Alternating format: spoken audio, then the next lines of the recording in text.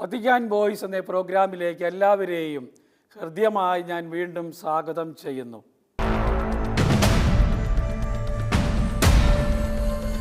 പരിശുദ്ധ പിതാവ് ലയോ 14 മാർപ്പാപ്പയുടെ സന്ദേശങ്ങൾ, പ്രബോധനങ്ങൾ, പ്രസംഗങ്ങൾ എന്നിവയിൽ നിന്ന് തിരഞ്ഞെടുക്കപ്പെടുന്ന കാര്യങ്ങളാണ് ഞാൻ നിങ്ങളുടെ മുമ്പിൽ അവതരിപ്പിക്കുന്നത്. ഇന്ന് ഞാൻ നിങ്ങളോട് പറയുന്നത് പരിശുദ്ധ പിതാവ് ഏതാനും അൽമായ സംഘടനകളോട്, എഗ്ലേസിയൽ സഭാപരമായ മുന്നേറ്റങ്ങളോട്, പുതിയ സമൂഹങ്ങളോട്, അങ്ങനെയുള്ള കാര്യങ്ങളുണ്ട്. അൽമായ ലേ അസോസിയേഷൻസ്, എഗ്ലേസിയൽ മൂവ്മെൻറ്റ്സ്, ന്യൂ കമ്മ്യൂണിറ്റീസ്, അതിൻ്റെ മോഡറേറ്റർമാർ വത്തിക്കാനിൽ ഒന്നിച്ചു കൂടിയപ്പോൾ അവരോട് മാർപ്പാപ്പ പറഞ്ഞ ഒരു സന്ദേശമാണ് ഞാൻ അവതരിപ്പിക്കുന്നത്. ഇത് വളരെ പ്രധാനപ്പെട്ടതാണ്. ഇത് അൽമായർ മാത്രമല്ല, മറ്റ് വൈദികരുടെ പ്രസ്ഥാനങ്ങളുമുണ്ട്. വൈദികരും അതിന് നേതൃത്വം കൊടുക്കുന്നവരാണല്ലോ.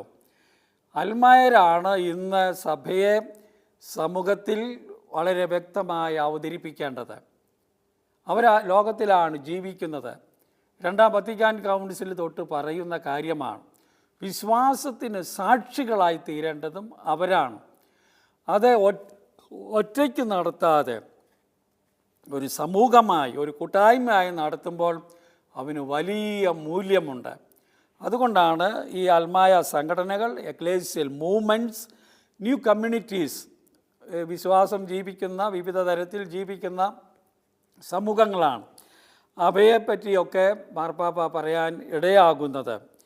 പരിശുദ്ധ പിതാവ് ഈ കൂടിയ നേതാക്കന്മാർക്കെല്ലാം ആദ്യമേ അഭിസംബോധന ചെയ്തു, ആശംസകൾ അർപ്പിച്ചു, അവരെ സ്വാഗതം ചെയ്തു. അവരോട് പറഞ്ഞു, പരിശുദ്ധ സിംഹാസനം സ്ഥാപിക്കുകയോ അംഗീകരിക്കുകയോ ചെയ്ത പൗരോഹിത്യ സഭാ സംഘടനകളുടെ പ്രതിനിധികൾ, അന്തർദേശീയ നേതാക്കൾ, മോഡറേറ്റേഴ്സ് എന്നിവർക്ക് വേണ്ടി അൽമായർക്കും കുടുംബാംഗങ്ങൾക്കും വേണ്ടിയുള്ള കാര്യാലയം സംഘടിപ്പിച്ച ഈ വാർഷിക സമ്മേളനത്തിനിടയ്ക്ക് നിങ്ങളെ സ്വീകരിക്കാൻ കഴിയുന്നതിൽ എനിക്ക് അതിയായ സന്തോഷമുണ്ട് എന്ന് പറഞ്ഞുകൊണ്ടാണ് മാർപ്പാപ്പ തൻ്റെ ഈ പ്രസംഗം നടത്തുന്നത്.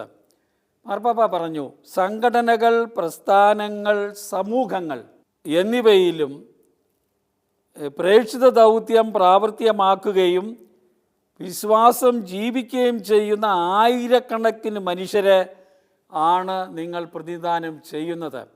ഇവർ ലോകമെമ്പാടുമുള്ള ഈ പ്രസ്ഥാനങ്ങളുടെ ഹൈ ലീഡേഴ്സാണല്ലോ, അതിൻ്റെ പ്രധാനപ്പെട്ട അധികാരികളാണ്. അതുകൊണ്ട് ആയിരക്കണക്കിന് ആളുകളെ പ്രതിദാനം ചെയ്യുന്നവരാണ് നിങ്ങൾ എന്ന കാര്യം മാർപ്പാപ്പ പറഞ്ഞു. നിങ്ങൾ ചെയ്യുന്ന നേതൃത്വത്തിൻ്റെയും മാർഗനിർദ്ദേശത്തിൻ്റെയും പ്രവർത്തനങ്ങൾക്ക് ഞാൻ പ്രത്യേകം നന്ദി പറയുന്നു എന്നും മാർപ്പാപ്പ സൂചിപ്പിച്ചു. നമ്മുടെ സഹോദരീ സഹോദരന്മാരെ അവരുടെ ക്രൈസ്തവ ജീവിതത്തിൽ പിന്തുണയ്ക്കുകയും പ്രോത്സാഹിപ്പിക്കുകയും ചെയ്യുന്നതിന് ഉത്തരവാദിത്വവും പ്രതിജ്ഞാബദ്ധതയും ആവശ്യമാണ് എന്നും പരിശുദ്ധ പിതാവ് പറഞ്ഞു. നിങ്ങളൊരു ഉത്തരവാദിത്വത്തോടെ അത് ചെയ്യുന്നല്ലോ, കമ്മിറ്റ്മെൻറ്റോടെ ചെയ്യുന്നല്ലോ എന്നും പറഞ്ഞു. എന്നാൽ ചിലപ്പോൾ പ്രശ്നങ്ങളുണ്ടാകാം.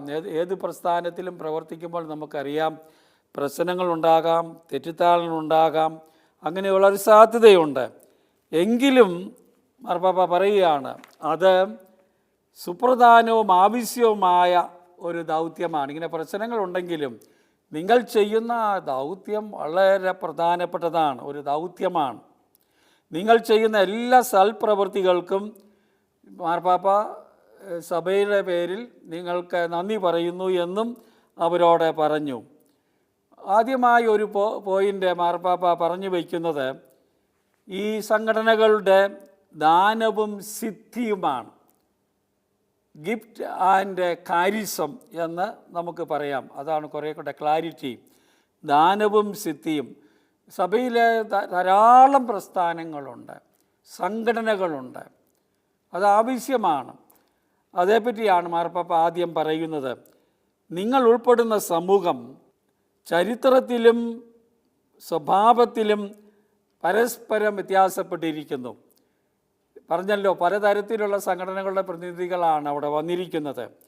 അതുകൊണ്ട് അതിൻ്റെ ചരിത്രം വ്യത്യസ്തമാണ്, അതിൻ്റെ സ്വഭാവവും വ്യത്യസ്തമാണ്. എങ്കിലും എല്ലാം സഭയ്ക്ക് പ്രധാനപ്പെട്ടതാണ്. അതാണ് മാർപ്പാപ്പ പറയുക, എല്ലാം സഭയ്ക്ക് പ്രധാനപ്പെട്ടതാണ്. വ്യത്യസ്തമായ പ്രസ്ഥാനങ്ങൾ അത് സഭയുടെ മനോഹാരിതയെ അവതരിപ്പിക്കുകയാണ്. ചിലത് സ്ഥാപിക്കപ്പെട്ടത് എന്തിനാണ്? ചില സംഘടനകൾ സ്ഥാപിക്കപ്പെട്ടത് പൊതുവായ അപ്പസ്തോല പ്രവർത്തനങ്ങൾക്ക് വേണ്ടിയാണ്. പ്രേക്ഷിത പ്രവർത്തനമാണ് പ്രധാനപ്പെട്ട ലക്ഷ്യം. ഈശോയെ അറിയിക്കുകയാണ്, സുവിശേഷം അറിയിക്കുകയാണ്. അപ്പോൾ അങ്ങനെയുള്ള സംഘടനകളുണ്ട്, അതാണ് മെയിൻ. വേറെ ചിലത് കാരുണ്യ പ്രവർത്തനങ്ങൾക്ക് വേണ്ടിയാണ്. വിൻസെൻ്റ് പോൾ കാരുണ്യ പ്രവർത്തനമാണ് അവരുടെ മുഖ്യ ധർമ്മം. പ്രാർത്ഥനയും മറ്റു കാര്യങ്ങളും ഉണ്ടെങ്കിലും ഉദാഹരണം പറഞ്ഞതേ ഉള്ളൂ. പിന്നെ മറ്റു ചിലത് ആരാധനക്രമപരമായ പദ്ധതിയുടെ നിർവഹണത്തിന് വേണ്ടിയാണ്. ആരാധനക്രമം ഭംഗിയായി നടത്തുന്നതിന് വേണ്ടിയുള്ള പ്രസ്ഥാനങ്ങളുണ്ട്, എക്ലേസിയൽ മൂവ്മെൻറ്റ്സ് ഉണ്ട്. അപ്പോൾ നോക്കിയ സഭയിലുള്ള പല പ്രസ്ഥാനങ്ങൾ അവയുടെ ലക്ഷ്യത്തെപ്പറ്റിയാണ് പറയുന്നത്. ഇനി പ്രത്യേക സാമൂഹിക പശ്ചാത്തലങ്ങളിൽ ക്രിസ്തീയ സാക്ഷ്യം നൽകുന്നതിനാണ് മറ്റു ചിലത് രൂപപ്പെട്ടിരിക്കുന്നത്. ഓരോ സാമൂഹിക പശ്ചാത്തലത്തിൽ അതിന് വ്യക്തമായ സാക്ഷ്യം നൽകാൻ. മറ്റുള്ളവ ഒരു കരിസ്മാറ്റിക് പ്രചോദനത്തിൽ ഉത്ഭവിച്ചതാണ്. ചില സംഘടനകൾ പ്രസ്ഥാനങ്ങൾ വന്നിരിക്കുന്നത് ഒരു കരിസ്മാറ്റിക് സ്പോണ്ടേനിയസ് ആയിട്ട് ഒരു നന്മ ചെയ്യാൻ വേണ്ടിയിട്ട് ഉണ്ടായിരിക്കുന്നതാണ്.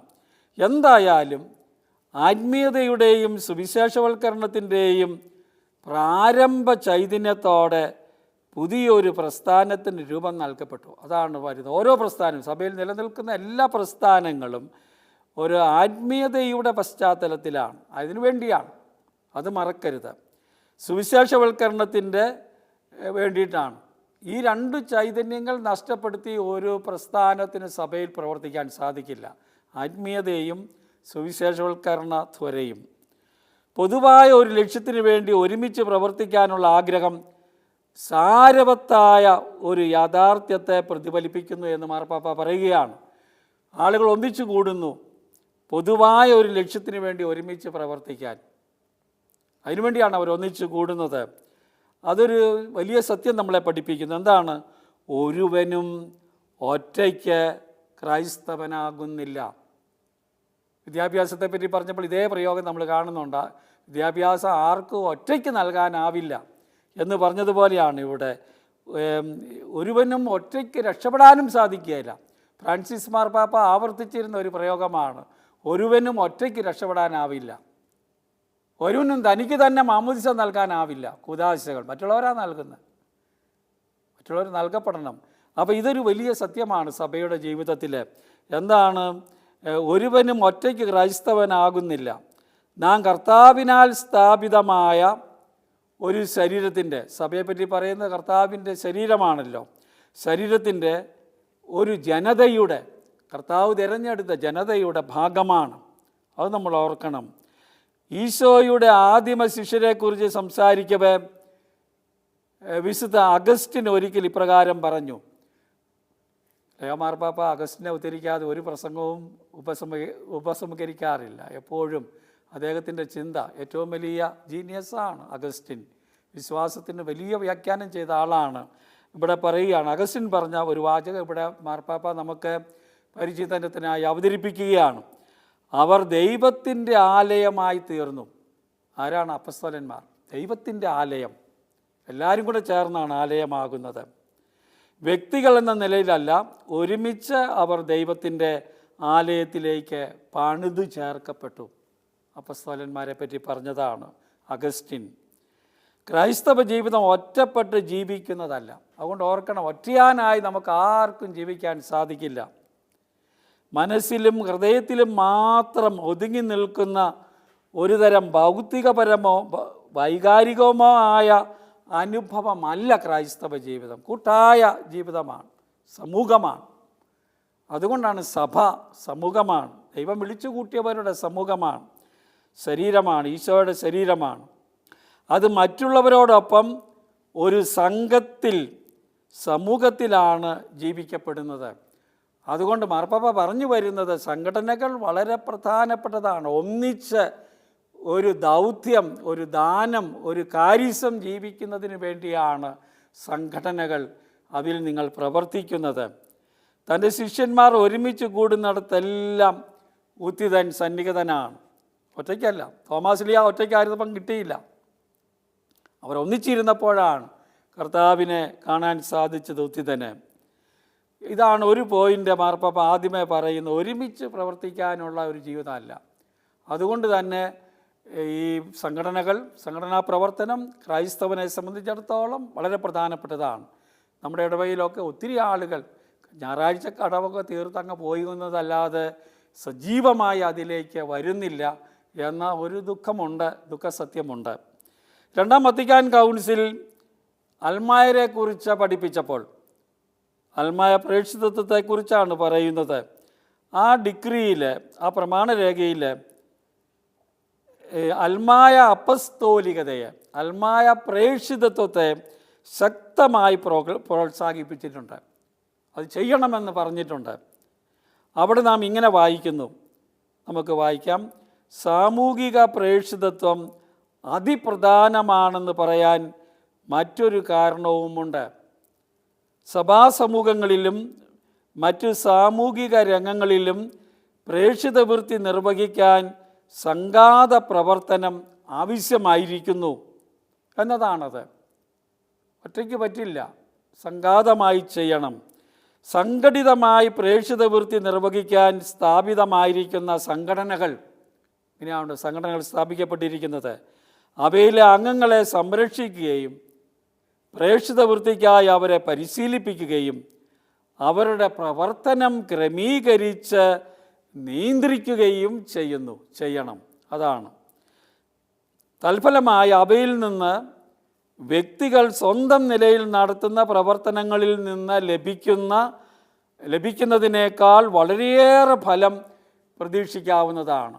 അവിടെ കൂടുതൽ ഫലം ഉണ്ടാകും എന്നും പറയുകയാണ്. രണ്ടാം വത്തിക്കാൻ കൗൺസിലിൻ്റെ ആധികാരികമായ പ്രബോധനമാണിത്. അപ്പം ഇത് മാർപ്പാപ്പ അടിസ്ഥാനപരമായ 2 തത്വങ്ങൾ പറഞ്ഞിട്ട് തുടരുകയാണ്. ഒരു സിദ്ധിയിൽ നിന്ന് മറ്റ് യാഥാർത്ഥ്യങ്ങൾ ജന്മം കൊണ്ടു. ഒരു സിദ്ധി കാരിസമാണ്. മറ്റ് പലതും ഉണ്ടാകുന്നത് ആ സിദ്ധിയിൽ നിന്നാണ്. ഒരു സ്ഥാപകൻ്റെ അല്ലെങ്കിൽ ഒരു സ്ഥാപക സമൂഹത്തിൻ്റെ സിദ്ധി, അല്ലെങ്കിൽ ഒരു സന്യാസ സ്ഥാപനത്താൽ പ്രചോദിപ്പിക്കപ്പെടുന്ന ഒരു സിദ്ധി. അങ്ങനെ സിദ്ധി പലതുണ്ട്. എത്രയോ മഠങ്ങളുണ്ട്, കോൺവെൻറ്റുകളുണ്ട്, കന്യാസ്ത്രീകളുണ്ട്.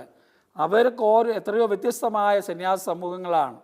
അവർക്കെല്ലാം ഒരു സിദ്ധിയുണ്ട്. ആ സിദ്ധിയിൽ നിന്നാണ് രൂപപ്പെട്ടിരിക്കുന്നത്. അതാണ് അവർ ആ ലോകത്തെ ചെയ്യാനായിട്ട് വിളിക്കപ്പെട്ടിരിക്കുന്നത്. അതുപോലെയാണ് സംഘടനകളും. മാർപ്പാപ്പ പറയുകയാണ്,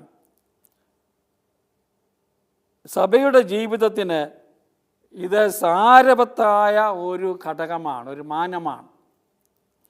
പരിശുദ്ധാത്മാവിൻ്റെ ദാനവുമായി, അത് നൽകുന്ന ആരാണ്? പരിശുദ്ധാത്മാവ് വിളിക്കുന്നതാണ് അങ്ങനെ നന്മയ്ക്ക് വേണ്ടി ആളുകളെ. ദാനവുമായി കൃപയുമായുള്ള ഒരു ബന്ധത്തിൽ സിദ്ധിപരമായ ചൈതന്യത്തെ പരിഗണിക്കാൻ ഞാൻ നിങ്ങളെ ക്ഷണിക്കുന്നു. പരിശുദ്ധാത്മാവിൻ്റെ ഒരു ദാനമായി ഇതിനെ കാണണം. അവനെ ആ തരത്തിൽ പരിപോഷിപ്പിക്കുകയും വളർത്തുകയും വേണം. നിങ്ങൾക്കറിയാവുന്നതുപോലെ സഭാ പൗരോഹിത്യ ശ്രേണിയും ഹൈറാർക്കിയാണ്. സഭയിലുണ്ടല്ലോ പുരോഹിത ശ്രേണിയുണ്ട്. തിരുപ്പട്ട കൂദാശയും നിലനിൽക്കുന്നത് അതെന്തിനു വേണ്ടിയാണ്? മെത്രാനും വൈദികനും ഡീക്കനും ഒക്കെ നിലനിൽക്കുന്നത് എന്തിനു വേണ്ടിയാണ്?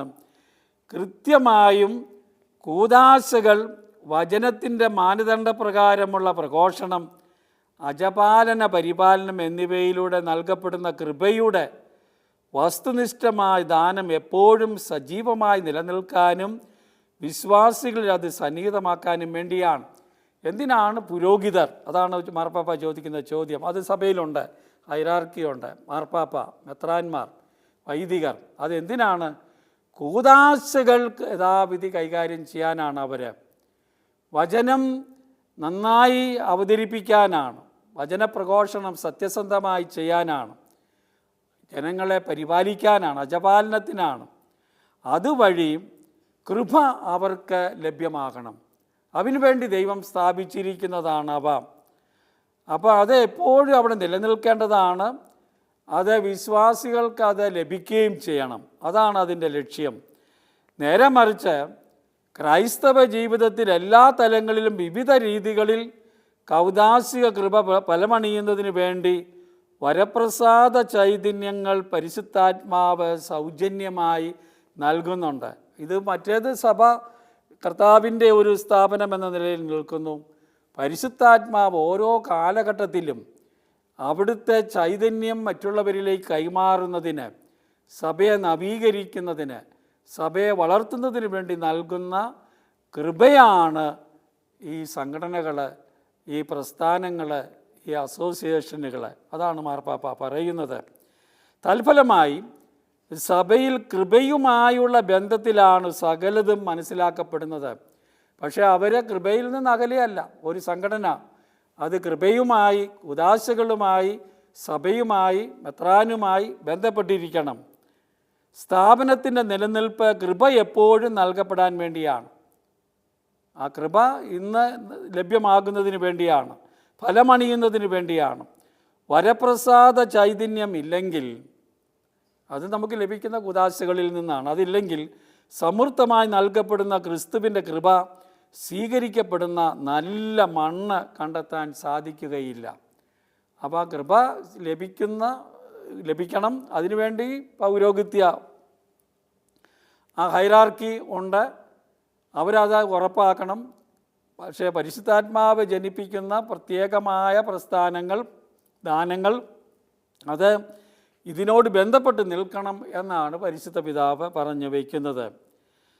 ദൈവം വരപ്രസാദ ചൈതന്യങ്ങൾ ഉയർത്തുന്നതിൻ്റെ കാരണം അതാണ് എന്ന് മാർപ്പാപ്പ പറയുകയാണ്. ക്രിസ്തുവുമായുള്ള കണ്ടുമുട്ടലിന് ഒരാഗ്രഹം ഹൃദയങ്ങളിൽ ഉണർത്തുക, അതാണ് ചെയ്യുന്നത്. ക്രിസ്തുവുമായുള്ള കണ്ടുമുട്ടലിന് ഒരാഗ്രഹം ഹൃദയങ്ങൾ ഉണർത്തുക. അവിടുന്ന് നമുക്ക് നൽകുന്ന ദൈവിക ജീവിതത്തോട് ഒരു ദാഹമുണ്ടാവുക, അതാണ് കൃപ. അത് കൃപ വഴിയാണ് അത് നമുക്ക് ലഭിക്കുന്നത്. ഇത് അനുസ്മരിക്കുമ്പോൾ മാർപ്പാപ്പ തുടരുകയാണ്. എൻ്റെ മുൻഗാമികളെ പിന്തുടർന്ന് സഭയുടെ പ്രബോധനാധികാരത്തിനനുസൃതമായി, പ്രത്യേകിച്ച് രണ്ടാം വത്തിക്കാൻ കൗൺസിലിന് ശേഷം സഭാശ്രേണിപരമായ വരദാനങ്ങളും കരിസ്മാറ്റിക് വരദാനങ്ങളും യേശു സ്ഥാപിച്ച സഭയുടെ ദൈവിക നിയമപ്രകാരം പരസ്പര ബന്ധിയും സാരവത്തുമാണെന്ന് വീണ്ടും ഊന്നിപ്പറയാൻ ഞാൻ ആഗ്രഹിക്കുന്നു. അതാണ് മാർപ്പാപ്പ പറഞ്ഞു. മനസ്സിലായി കാണുമെന്ന് ഞാൻ വിചാരിക്കുന്നു.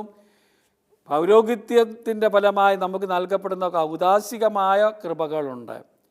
അതും ഓരോ കാലഘട്ടത്തിലും ആവശ്യമനുസരിച്ച് രൂപം കൊള്ളുന്ന കാരിസംസ് ഉണ്ട്.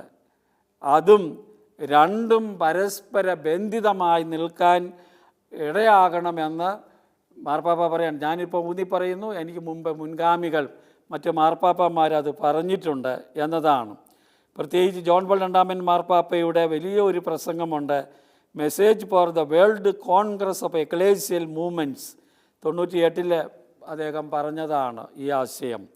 നിങ്ങളുടെ പ്രസ്ഥാനങ്ങൾക്കും സമൂഹങ്ങൾക്കും ലഭിച്ച സിദ്ധിയെ പ്രതി നന്ദിയുണ്ട്. മാർപ്പാപ്പ പറയുകയാണ്, ഇവിടെ വന്നിരിക്കുന്ന ആളുകൾ ഒരു സിദ്ധിയുള്ളവരാണ്, കാരിസമുള്ളവരാണ്, ലോകത്തെ ഒരു പ്രത്യേകമായ ദൈവിക ദാനത്തിന് പ്രകാശനം നൽകുന്നവരാണ്. അതിന് പ്രത്യേകം നന്ദി എന്ന് മാർപ്പാപ്പ പറയുകയാണ്. അനേകം ജനങ്ങൾ ക്രിസ്തുവിൻ്റെ അടുക്കിലേക്ക് വരുവാനും ജീവിതത്തിൽ പ്രത്യാശ കണ്ടെത്തുവാനും ഇത് ഇടയാക്കിയിട്ടുണ്ട്. നിങ്ങളുടെ പ്രവർത്തനപരമായ അനേകം ആളുകൾ ക്രിസ്തുവിലേക്ക് വന്നു, അതോടൊപ്പം തന്നെ അവർക്ക് പ്രത്യാശ ലഭിച്ചു, ജീവിതത്തിൽ സന്തോഷമുണ്ടായി. സഭയുടെ മാതൃത്വം അവർ കണ്ടെത്തുകയും വിശ്വാസത്തിലും സമൂഹ ജീവിതത്തിലും ഉപവിപ്രവർത്തനത്തിലും വളരാനും തങ്ങൾ സ്വീകരിച്ച കൃപ സുവിശേഷവൽക്കരണത്തിലൂടെ മറ്റുള്ളവരിലേക്ക് എത്തിക്കാനും ആവശ്യമായ സഹായം ആഗ്രഹിക്കുകയും ചെയ്യുന്നു. സംഘടനകൾ വഴി എന്താണ് സംഭവിക്കുന്നത്? അവർക്ക് സഭയുടെ ആ മാതൃത്വം, അതിൽ നിന്നാണ് എല്ലാ ഫലദായകത്വവും വരുന്നത്, കണ്ടെത്താനിടയായി. അവർക്ക് വിശ്വാസത്തിൽ വളരാനിടയായി, സാമൂഹിക ജീവിതത്തിൽ കൂടുതൽ ഉയരാനിടയായി, സ്നേഹപ്രവൃത്തികൾ ചെയ്യാനിടയായി, തങ്ങൾ സ്വീകരിച്ച കൃപ സുവിശേഷവൽക്കരണത്തിലൂടെ മറ്റുള്ളവർക്ക് പകർന്നു കൊടുക്കാനിടയായി. ഇതൊക്കെ ചെയ്യാനാണ് സഭയിൽ സംഘടനകൾ പ്രവർത്തിക്കുന്നത് എന്ന് മാർപ്പാപ്പ പറയുകയാണ്. അപ്പം സത്യത്തിൽ സംഘടനകളുടെ ഒരു ദൗത്യത്തെക്കുറിച്ചാണ് ഇവിടെ മാർപ്പാപ്പ പറഞ്ഞത്. നമ്മുടെ സംഘടനാ പ്രവർത്തകരെല്ലാം പ്രത്യേകം ഇത് ശ്രദ്ധിക്കണമെന്ന് ഞാൻ അഭ്യർത്ഥിക്കുകയാണ്. തുടർന്ന് മാർപ്പാപ്പ പറഞ്ഞ രണ്ടാമത്തെ ഒരു പോയിൻ്റ്, മാർപ്പാപ്പയുമായുള്ള ഐക്യത്തിൽ 2 കാര്യങ്ങൾ മുറുകെ പിടിക്കണമെന്ന് പറഞ്ഞു. 1 ഐക്യം, 2 പ്രേക്ഷിത ദൗത്യം. എല്ലാ സംഘടനകളും എല്ലാ പ്രസ്ഥാനങ്ങളും സഭയിൽ ചെയ്യേണ്ട കാര്യമാണ്. പത്രോസിൻ്റെ ശുശ്രൂഷാ ദൗത്യത്തിൻ്റെ 2 മുൻഗണനകളാണ് ഇവയെന്ന് മാർപ്പാപ്പ പറയുന്നു. അദ്ദേഹം തന്നെ എന്തിനാ മാർപ്പാപ്പ നിൽക്കുന്നത്? എല്ലാവരെയും ഐക്യത്തിൽ നിലനിർത്താനാണ്, എല്ലാവരിലേക്കും പ്രേക്ഷിത ദൗത്യം പകർന്നു കൊടുക്കാനാണ്. അപ്പോൾ ഈ 2 സവിശേഷതകൾ നിങ്ങളും ചെയ്യണമെന്ന് മാർപ്പാപ്പ പറയുകയാണ് സംഘടനകളോട്. വിശ്വസ്തയോടെ ഉദാരമനസ്കതയോടെ നിങ്ങളും അതിൽ സഹകരിക്കണമെന്ന് പറയുകയാണ് എല്ലാവരും. ഒന്നാമതായി മാർപ്പാപ്പ പറയുകയാണ്, ഐക്യത്തിൻ്റെ പുളിമാവായി തീർന്നുകൊണ്ട് നിങ്ങൾ ജീവിക്കണം. ഐക്യത്തിൻ്റെ പുളിമാവാകണം. നിങ്ങളെല്ലാവരും നിങ്ങളെ ഐക്യപ്പെടുത്തുന്ന ആത്മീയ ഐക്യം സ്ഥിരമായി അനുഭവിക്കുന്നവരാണ്. കാരണം നിങ്ങൾ ഒന്നിച്ച് പ്രവർത്തിക്കുമ്പോൾ നിങ്ങൾക്കുണ്ടാകുന്ന ഒരു സന്തോഷമുണ്ട്. സംഘടനയിൽ പ്രവർത്തിക്കുന്നവർക്കറിയാം, അത് അവർക്ക് വലിയൊരു കൂട്ടായ്മയാണ്. പരിശുദ്ധാത്മാവ് സഭയിൽ കൊണ്ടുവരുന്ന ഐക്യമാണത്. ക്രിസ്തുവിൽ അടിത്തറയുള്ളൊരു ഐക്യമാണത്. ഇതാണ് അവരെല്ലാം ഒന്നിപ്പിക്കുന്നത്. നമ്മെ തന്നിലേക്ക് ആകർഷിക്കുകയും അങ്ങനെ നമ്മെ അന്യോന്യം ഐക്യപ്പെടുത്തുകയും ചെയ്യുന്ന ക്രിസ്തു നൽകുന്ന ഒരൈക്യമാണിത്. അപ്പോൾ അതുകൊണ്ട് ഈ ഐക്യത്തിന് വളരെ പ്രാധാന്യം കൊടുക്കണം. സംഘടനാംഗങ്ങൾ ഒന്നിച്ച് പ്രവർത്തിക്കണം. അതൊരു വലിയ കൃപയാണ് എന്ന് പരിശുദ്ധ പിതാവ് അവരെ ഉത്ബോധിപ്പിച്ചു. അതാണ് ഒന്നാമത്തെ കാര്യം. രണ്ടാമത്, നിങ്ങളുടെ കൂട്ടായ്മകളിലും സമൂഹങ്ങളിലും നിങ്ങൾ അനുഭവിക്കുന്ന ഐക്യം എല്ലായിടത്തും പ്രസരിപ്പിക്കണം. നിങ്ങളൊരു കൂട്ടായ്മയായിട്ട് മാറിയാൽ മാത്രം പോരാ, അത് ഇടവകയിൽ മുഴുവൻ വ്യാപിപ്പിക്കണം. അത് എപ്പോഴും സഭയുടെ അജപാലകരുമായുള്ള ഐക്യത്തിലും മറ്റ് സഭാ യാഥാർത്ഥ്യങ്ങളുമായുള്ള ഐക്യദാർഢ്യത്തിലുമായിരിക്കണം, ഒറ്റയ്ക്കല്ല. ഇതും ഒരു അപകടമാണ്. ഓരോ കൂട്ടായ്മയും സമൂഹവും മറ്റതിനെ ശത്രുക്കളായി കാണും. ഞങ്ങളാണ് മെച്ചം, ഞങ്ങളാണ് വേണ്ടത്. വൈദികരോട്, അജപാലകരോട്, അതോടൊപ്പം തന്നെ മറ്റു കൂട്ടായ്മകളോട് ഐക്യദാർഢ്യത്തിൽ പ്രവർത്തിക്കണം. അങ്ങനെ സഭയെ വലിയൊരു ഐക്യമാക്കി രൂപാന്തരപ്പെടുത്താൻ സാധിക്കുകയുള്ളൂ. അങ്ങനെ നിങ്ങളുടെ സിദ്ധികൾ എന്നും സഭയുടെ ഐക്യത്തിൻ്റെ ശുശ്രൂഷയിലായിരിക്കുകയും കലഹത്താലും അക്രമത്താലും പിച്ചു ചീന്തപ്പെട്ട നമ്മുടെ ലോകത്തിൽ ഐക്യത്തിൻ്റെയും ആത്മീയ സൗഹൃദത്തിൻ്റെയും സാഹോദര്യത്തിൻ്റെയും പുളിമാവായി തീരുകയും ചെയ്യട്ടെ എന്നതാണ് മാർപ്പാപ്പയുടെ ആശംസ. രണ്ടാമതായി മാർപ്പാപ്പ പറയുന്നത്, സംഘടനകൾ പ്രേക്ഷിത ദൗത്യം നിർവഹിക്കണം. എൻ്റെ അജപാലന അനുഭവത്തിൻ്റെ ഒരു സുപ്രധാന ഭാഗമായിരുന്നു. അദ്ദേഹം ഒരു മിഷനറി ആയിരുന്നല്ലോ. ദീർഘകാലം നമുക്കറിയാം, ലാറ്റിൻ അമേരിക്കയിൽ പെറുവിൽ അദ്ദേഹം മിഷൻ പ്രവർത്തനം നടത്തിയവരാണ്. സഭയുടെ പ്രേക്ഷിത ദൗത്യം അതാണ് പ്രധാനം. അത് എൻ്റെ ആത്മീയ ജീവിതത്തെ രൂപപ്പെടുത്തുകയും ചെയ്തിട്ടുണ്ടെന്ന് മാർപ്പാപ്പ പറയുകയാണ്. നിങ്ങളും ഈ ആത്മീയ യാത്ര അനുഭവിച്ചിട്ടുണ്ട്. തീർച്ചയായിട്ടും മാർപ്പാപ്പ മറ്റുള്ളവരോടും പറയുകയാണ്, കർത്താവുമായുള്ള നിങ്ങളുടെ കണ്ടുമുട്ടലും നിങ്ങളുടെ ഹൃദയങ്ങളെ നിറച്ച പൊതുജീവിതവും മറ്റുള്ളവർ അവയെ അറിയാനിടയാക്കുന്നതിന് വേണ്ടിയുള്ള നിങ്ങളുടെ ആഗ്രഹത്തെ ഉണർത്തിയിട്ടുണ്ട്. നിങ്ങൾ കർത്താവിനെ കണ്ടുമുട്ടുന്നു ഓരോ കുദാശയിലൂടെ ഒന്നിച്ച്. അത് മറ്റുള്ളവർക്ക് പകർന്നു കൊടുക്കണം. അതാണ് പ്രേക്ഷിത വൃത്തി എന്ന് പറയുന്നത്. നാം കർത്താവിന് സാക്ഷികളായി തീരുക എന്ന് പറയുന്നത്. മറ്റനേകം പേരെ നിങ്ങൾ ഉൾപ്പെടുത്തിയിട്ടുമുണ്ട് എന്ന് എനിക്കറിയാം. ഏറ്റവും വിദൂരസ്ഥമായ സ്ഥലങ്ങളിലും ഏറ്റവും വെല്ലുവിളി നിറഞ്ഞ പരിസരങ്ങളിലും നീണ്ടു നിൽക്കുന്ന ബുദ്ധിമുട്ടുകളും പരാജയങ്ങളും സഹിച്ചുകൊണ്ട് സുവിശേഷം പങ്കുവയ്ക്കുന്നതിൽ ഏറെ സമയവും ഉത്സാഹവും ഊർജവും നിങ്ങൾ ചെലവഴിച്ചിട്ടുണ്ട്. അതാണ് കർത്താവിന് വേണ്ടി ചെയ്യുന്ന നമ്മുടെ ശുശ്രൂഷ. നിങ്ങളുടെ ഇടയിൽ എപ്പോഴും ഈ പ്രേക്ഷിത ഉത്സാഹം നിലനിർത്തണം എന്ന് മാർപ്പാപ്പ ആവശ്യപ്പെടുകയാണ്. എപ്പോഴും എന്നതുപോലെ ഇന്നും സുവിശേഷവൽക്കരണ പ്രവർത്തനത്തിൽ പ്രസ്ഥാനങ്ങൾക്ക് അടിസ്ഥാനപരമായ ഒരു പങ്കുണ്ട്. അത് മറക്കരുത്. നിങ്ങൾക്കിടയിൽ നല്ല പരിശീലനം ലഭിച്ച പ്രായോഗിക അനുഭവമുള്ള ഉദാരമനസ്കരായ അനേകം പേരുണ്ട്. അതാണ് സംഘടനയൊക്കെ സഭയ്ക്ക് ചെയ്യുന്ന വലിയ ശുശ്രൂഷ. പുതിയ സാഹചര്യങ്ങളെയും വെല്ലുവിളികളെയും സ്ഥിരമായി കണ്ടുകൊണ്ട് ഉത്തമമായ ഉപയോഗത്തിന് വിധേയമാക്കേണ്ട ഒരു നിധിയാണിത് എന്ന് മാർപ്പാപ്പ അതേപ്പറ്റി പറയുകയാണ്. സഭാ ശുശ്രൂഷയ്ക്ക് നിങ്ങളുടെ പ്രതിഭാ വൈശിഷ്ട്യം സമർപ്പിക്കണമെന്നും പറയുകയാണ്. നിങ്ങളുടെ കഴിവുകൾ, പ്രതിഭകൾ അത് പുതിയ സുവിശേഷവൽക്കരണ സ്ഥലങ്ങളിലായാലും നിങ്ങളുടെ ഇടവകകളിലോ പ്രാദേശിക സഭാ സമൂഹങ്ങളിലോ ആയിക്കൊള്ളട്ടെ, അവിടെ എല്ലാം ഇത് ചെയ്യണം. വിദൂരസ്ഥരും അതിനെക്കുറിച്ച് അവബോധമില്ലാത്തവരെങ്കിലും ജീവൻ്റെ ദൈവവചനം ശ്രവിക്കാൻ മിക്കപ്പോഴും കാത്തിരിക്കുന്നവരാണ് ലോകം മുഴുവൻ. അതുകൊണ്ട് അവിടുത്തേക്ക് സാക്ഷ്യം വഹിക്കുന്ന ആളുകൾ ആവശ്യമുണ്ട്. പ്രസ്ഥാനങ്ങൾ അതാണ് ചെയ്യേണ്ടത്, സംഘടനകൾ അതാണ് ചെയ്യേണ്ടത് എന്ന കാര്യമാണ് മാർപ്പാപ്പ പറഞ്ഞ് വച്ചിരിക്കുന്നത്.